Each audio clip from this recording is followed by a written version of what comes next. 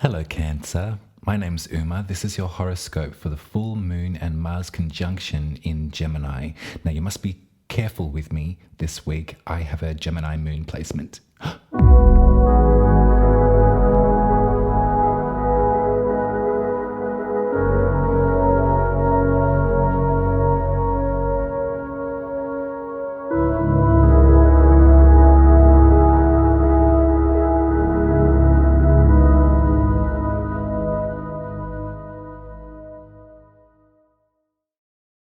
Hello, Cancer. Welcome back.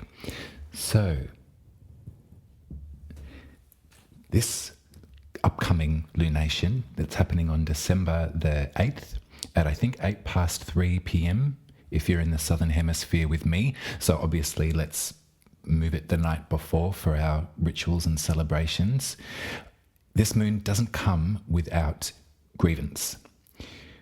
I said in the intro that it's a full moon in Gemini, which at the best of times is quite frenetic. If you think about Gemini and the continual conversation that arises with that sign, there's a duality there, isn't there? And there's sometimes, not always, sometimes it can be quite constructive.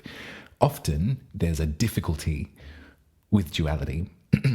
There's a toing and froing of information, perhaps multiple opinions or things like that can crop up in the mind. There's a Rolodex sometimes of the difficulties that we might be facing, or there's a shopping list of all the things that we haven't achieved yet or haven't gotten done yet. Gemini is incredibly inquisitive and incredibly cerebral. Gemini works from the brain, and in the tarot, we remember that our thoughts show up as swords. So, along with this relationship with Mars, who has been in Gemini since I think it was August the 20th, and stationed retrograde on the 31st of October, will station direct on the 13th of January, and then exit the sign finally in March of next year. Mars is a very quick-moving, fast activation of energy. Mars is red. Remember, Mars is fire. Mars is affirmative action, confidence. Sometimes it can be aggression and violence as well.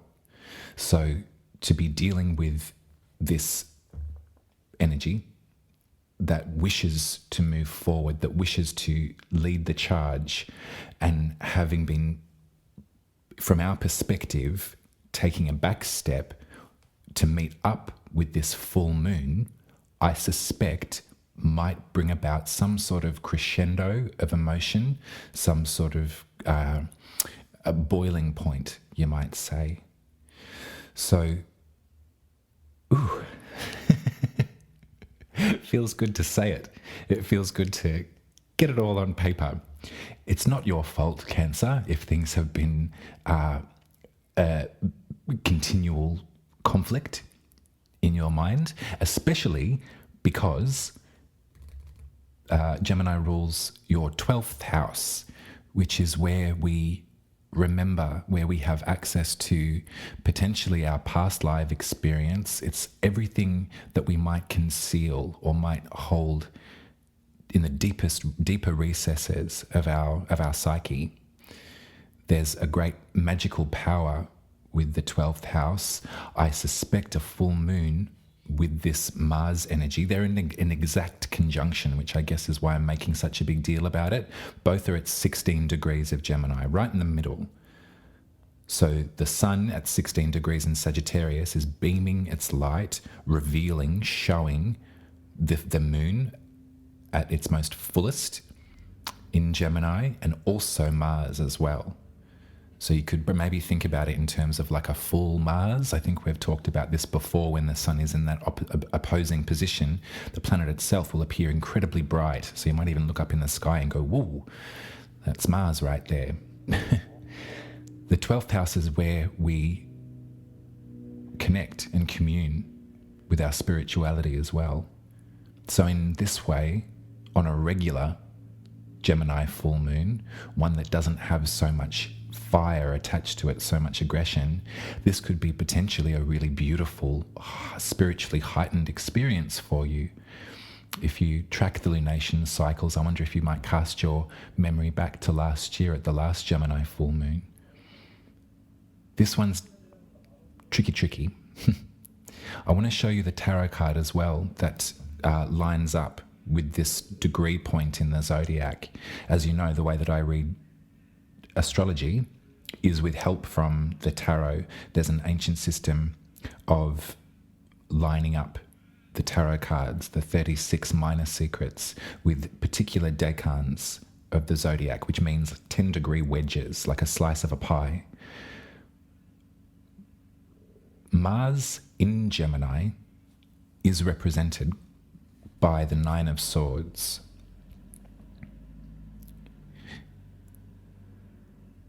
This card has a lot of baggage, doesn't it? It brings up a lot of memories, a lot of instances, maybe, when we've been up at night. Remember, the swords are thoughts.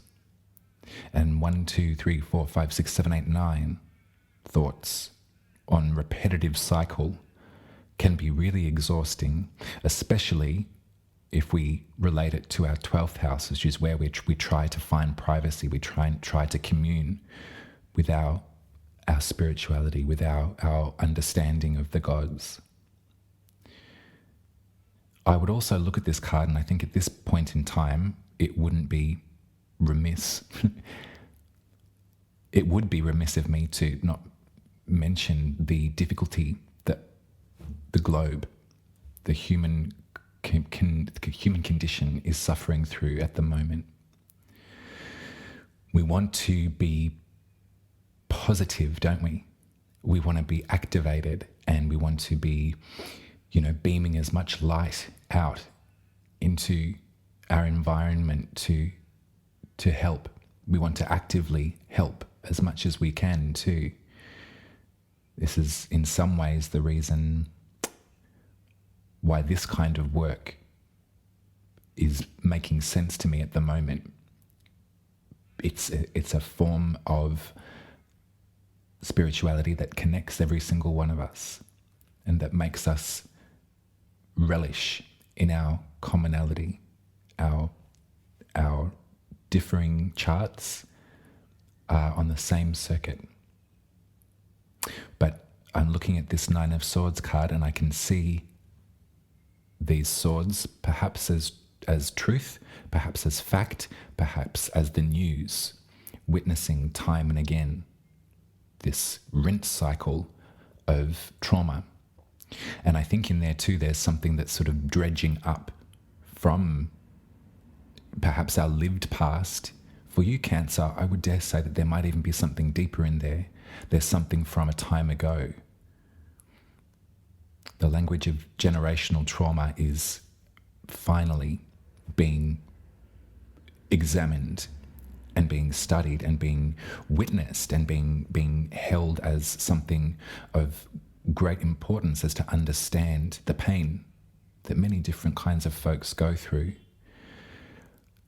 I was watching briefly a documentary on Freddie Mercury, and there was a large section of it in regard to his diagnosis and that period of time, the AIDS crisis that the world was struggling with. As a queer person, this is something that happened in my lifetime. I was very young, a very, very small person, but it was in existence. So when you look back to that part of your life and look to where we are now, part of the way of working with that and moving through it is saying, well, look, it's a different world now where, folks don't think that way anymore. There's less of that kind of segregation. We're moving very quickly, rapidly. Our consciousness, to get hippy-dippy, is expanding at a rate of knots. However, in moments like this, particularly with this aggressive,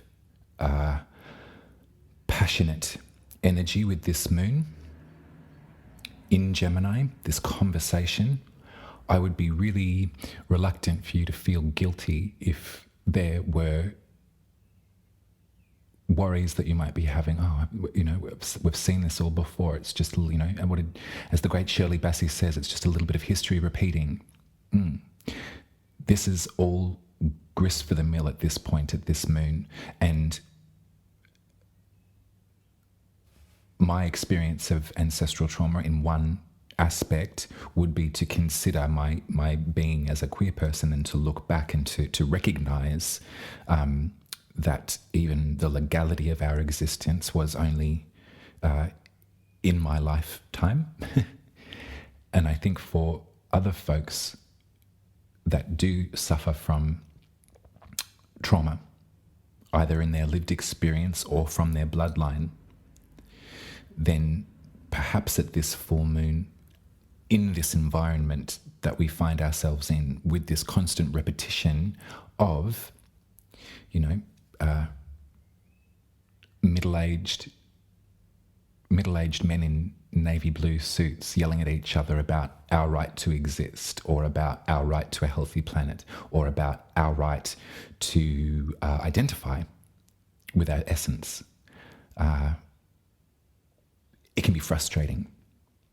And I think maybe in this 12th house environment for you, Cancer, what I'm sort of pressing at is that if the idea of, reincarnation, if you're wondering about the cycle of a soul through the zodiac, one estimation would be Gemini does represent your past experiences in different lives. So as this lifetime has been, enough. There's been enough that you've witnessed. There's been enough that you've come across and you've had to get through.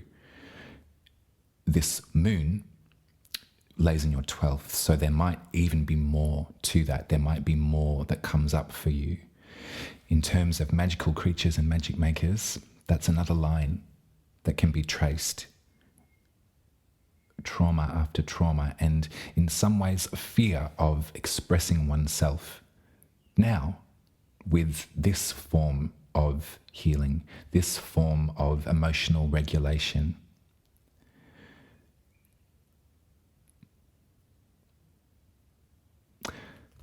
I'm just looking at my sand. I think I'm running out of time, Cancer. I feel really good about this reading, and I hope that I haven't triggered anything in you. And because I am looking at the 9 of Swords again, I would really recommend at this full moon, I would recommend to lay low if you possibly can, because we are all experiencing this Mars full moon conjunction in some capacity, and it's triggering all of us in different ways, in different aspects, different areas of our life. And depending on where your planets lay in the chart too, there could be some immediate personal triggers, which is why I said my moon placement is actually at 19 degrees of Gemini. So just quietly, I'm beside myself. I think let's keep the tarot light for this one. I think this is nice. But I do I'll pull you one, maybe. Let's really bare bones it, shall we, Cancer? I need one card for Cancer, please, Spirit. Just one card to see them through this full moon. I was given 2, so... I got the Queen of Cups, which I dare say might be you at this time, Cancer. This is the Queen of Water. This is the Queen of our emotional body. This is the Queen of the ebb and flow of understanding and of gentle empathy and kindness. And I have the 6 of Pentacles, which represents to us when we have enough, when we're in a good place, we pay that good fortune forward, because we know that when we are in need, that will flow back to us. So that's really nice. Perhaps you could look around and take this information with you and just be incredibly gentle with everyone.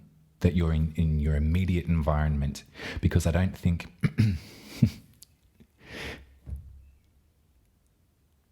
this astrology is not our responsibility. This astrology is simply a tool to witness what perhaps might be going on for ourselves and for other folks, and to 1, 2, 3 back in the room right now, realize that, feel it, and work through it.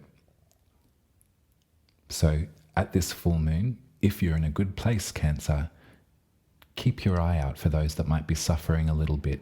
Have an extra keen awareness for those that might need your beautiful royal water abilities. That's your reading, Cancer. Thank you very much for being here with me. Thank you for liking my videos and subscribing to my channel. I really appreciate it. Head to umaruby.com and book yourself a birth chart reading with me in December. That's all I have to say. I'm going to go and rest my little Gemini moon head. And I'll see you in 2 weeks for the new moon in Capricorn. Until then, bye.